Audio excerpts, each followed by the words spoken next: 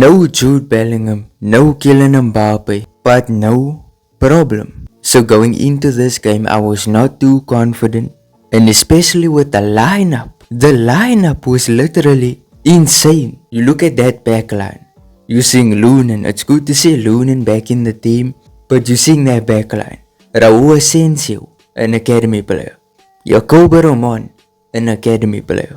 Paired with Ferland Mendy and Fede Valverde. Then you go into the midfield. The midfield looks pretty good in my opinion. And then the front line also looked good. The back line was the only thing that concerned me in this game, because we indeed saw the debut of Jacobo Roman, and I was excited going into this game. I was excited to see this player who I've known for a long time. He's a very good academy player, but now it was time to see how he would play for the first team, how he would play in his first start. And let's just be honest, it was not the best debut. It was actually not that good of a debut at all, I would say. He was very nervous, but to be honest, he's a young player. It doesn't make sense to criticize him too much, because he was just thrown into the team, didn't get any minutes for the entire season off the bench. So him just getting thrown into the first team didn't leave me with confidence. I knew it's going to be a bit too much for him, and it showed in the game. Made a lot of mistakes, but it's cool, we move past this. But Real Madrid did take the lead quite early in the game. Well, not very early, but about 30 minutes into the game. Luka Modric scored. This was a beautiful goal. Modric seems to score a lot in the Copa del Rey these days. This is now his second goal of the season in Copa del Rey, and it was a good goal. I was a bit shocked, to be honest, because this is Leganes, and the fact that that goal came through so easily. But then, a few minutes later, Endrick scores. A good taken goal, good positioning, good finishing from the youngster Endrick. Good to see him on the score sheet. And from here I'm thinking, we are gonna coast home. This is going to be an easy win. Semi-finals, here we come. And then, the penalty. Given away by Jacobo Roman, in which when I first saw it, I thought, great tackle from Jacobo. But then, replay showed clear handball. It's unfortunate, but then again, it is what it is. These things happen. Handball, penalty. And Leganes scored the penalty. 2-1. Second half comes through, and then they score. With the same guy scoring again. It is 2-2. Real Madrid bottle yet again in the Copa del Rey. So after this goal, Real Madrid put on another youngster, Gonzalo Garcia. So he is one of the best academy players in the academy in this current day. Prolific goal scorer, can play in any position in the attack, and I've made a bunch of videos on him. Fantastic player, good with goal scoring, and when I saw him come up, it was good to see him back into the team.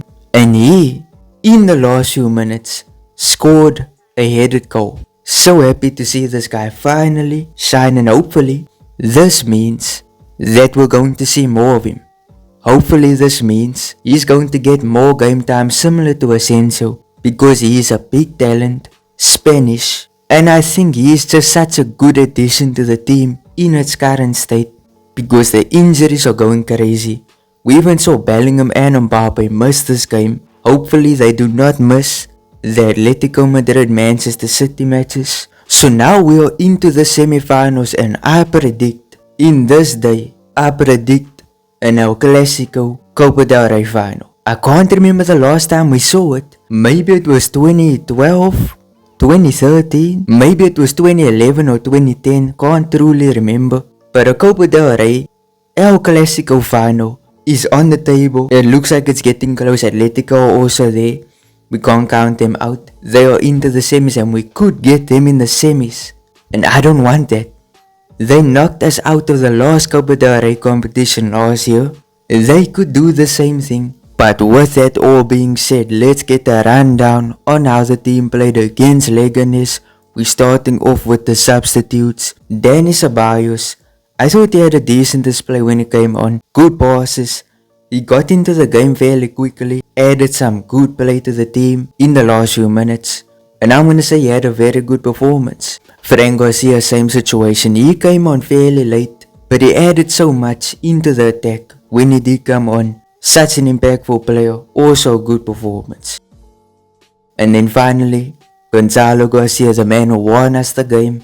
Excellent header. I can't remember the last time an attacker scored a header for Real Madrid, but great from him. I want to see him play more, and this is just fantastic. Good performance from him. We go to the team that started. We start with Lunin. Lunin had a very good game. Don't look at the scoreline. The first goal was a penalty. Second goal was completely out of his control. It was a Mendy deflection. So with Lunin, I'm gonna give him an 8 out of 10. Ferland Mendy. To be honest with you, this was not a good performance. A deflection of him caused the second goal. And overall, I just think he was mid in this game. Truly mid. Not his best performance. 5 out of 10. With Valverde, him at the right back. He's not a right back, but I thought he did decent. He played decent, it's not his position. He got cooked a few times in this game by that Leganes winger. And with Valverde, I'm gonna give him a 7 out of 10. Raul Asensio, yet another good performance from him. He was low-key carrying our defense. Because if you look at it, Jacobo Roman, which we're going to get into him, he was not having the best game, whereas Raul Asensio I thought was carrying our centre-back duo. And with Raul Asensio, I'm gonna give him a 8 out of 10. Jacobo Roman, his debut, he was nervous. Not his best performance, but I'm not gonna be too harsh on him. I'm gonna give him though a 3 out of 10. He was not good in this game. We expect him to play much better in the next few matches if he does play. But further on, I'm just gonna be honest, 3 out of 10. Aurelian Tchouameni, excellent performance. His best performance by far. Tchouameni is back. Him when he plays at CDM is so good and should never be played at centre back. Of course, for these upcoming matches he is forced to play there. But in this game, he showed why CDM is his best position. Excellent performance. 9 out of 10 for Tchouameni. Luka Modric, he scored the first goal. But even if you put that goal aside, he had an excellent performance, great passes. He did get a yellow card later on in the match. His tackles were not the best. But I'm gonna give him also a 9 out of 10. Arda Güler to me was not that impressive. He did some good defensive work, good passes as well. But not too impressive in my opinion. To me, it was quite mid, to be honest. I'm gonna give him a 6 out of 10. We go on to Brahim, who assisted, I believe, 2 goals in this game. Good performance from him. Usually he's quite mid, but in this game, he showed out. He helps the team. And with Brahim, I'm gonna say 8 out of 10. Rodrigo Goes, he was also good in this game. And him at left wing. He did get subbed off at halftime. But him at left wing, very good.